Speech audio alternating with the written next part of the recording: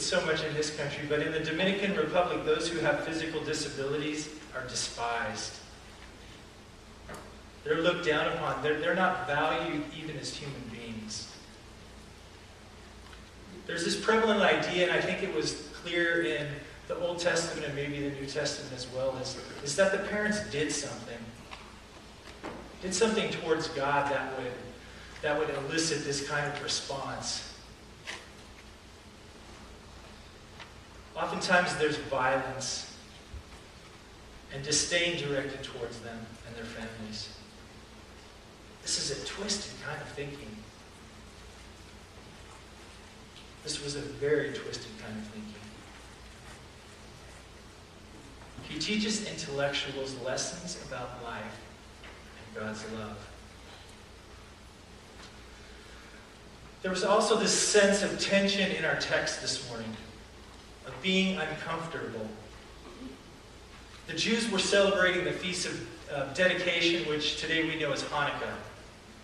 Jesus was walking through the temple, and these people were just pressing him, coming in around him. Jesus again tells them a story about a good shepherd and about this kingdom that was going to turn things upside down.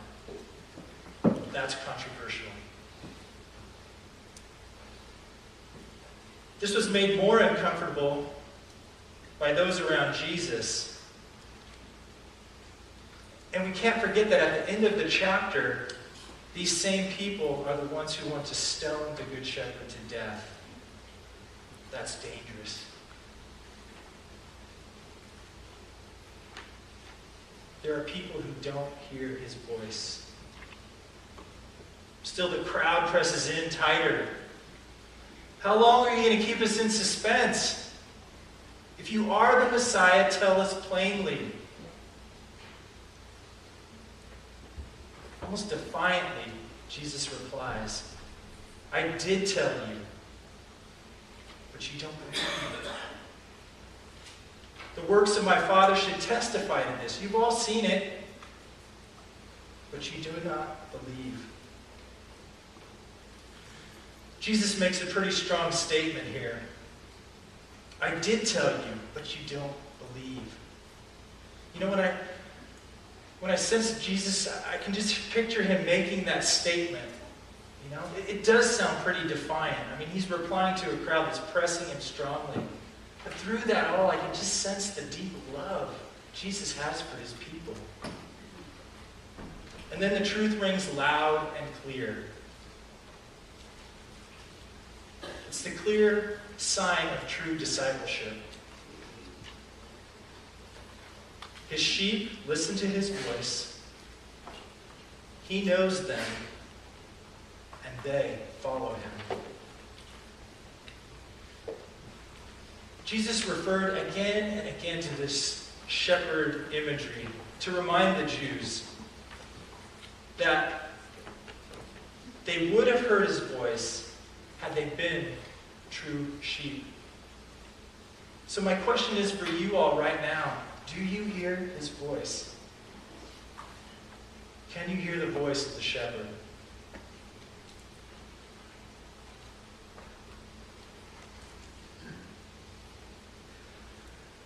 Back to our story.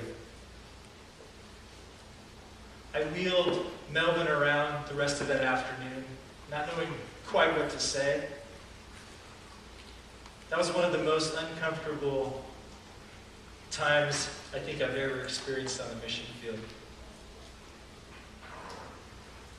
On that day, I saw some of the worst behavior in humanity visible in myself. And as I left that afternoon, Melvin's mother came and picked him up. I looked around Genesis that day. That's Genesis in Spanish, the beginning. I looked around that ministry site and witnessed some of the very best that humanity had to offer. There were people showing goodness, people serving others selfishly, selflessly, caring for the needs of strangers instead of hoarding the resource of love for themselves,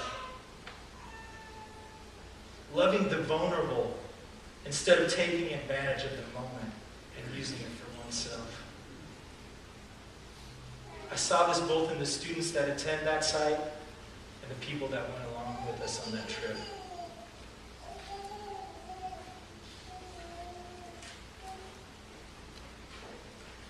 We need to hear God's voice over the chaos and calamity, all the circumstances, and even ourselves.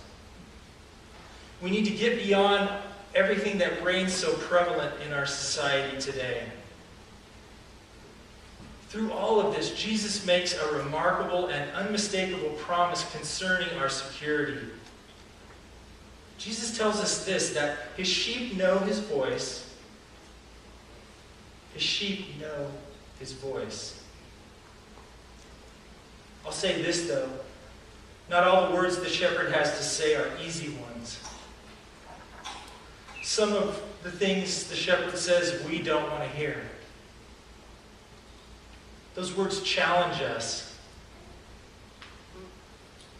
Those words lead us to places we don't want to go. But this is the same good shepherd who doesn't abandon us when the wolves come. The one who goes after that one lost sheep. This is the same good shepherd that assures the physically crippled to be physically unrestrained. Unrestrained by the knowledge of whose hand in which they rest. He will lay down his life for his sheep. We know this. We know this all too well. We know that he did, in fact, lay down his life for us. We'll never ever know why there's so much pain, why there's so much destruction in this world. All we're called to do is live in the knowledge and put our faith in God.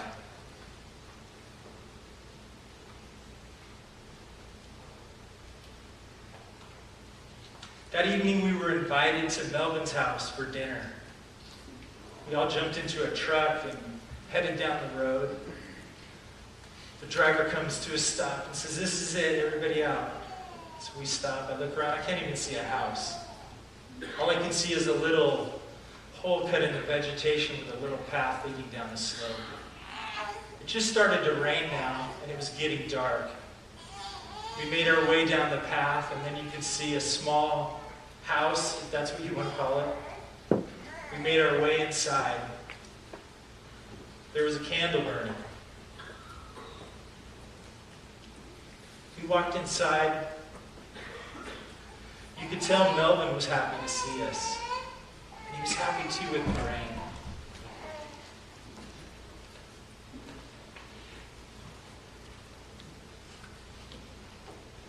There's another thing his sheep do. And that is they follow him. We're called to do more than just hear his voice. We must act and respond to the voice of the shepherd by bringing hope, by bearing witness, and by the giving of our lives for others. My sheep listen to my voice. I know them, and they follow me. They act by putting themselves into places where they can give aid. They can bring hope by picking up the twisted, the broken, and the lost, and covering them like a blanket with a love that's mirrored to us by that of the shepherd. They bear witness to the fact that God never leaves or forsakes under any circumstance.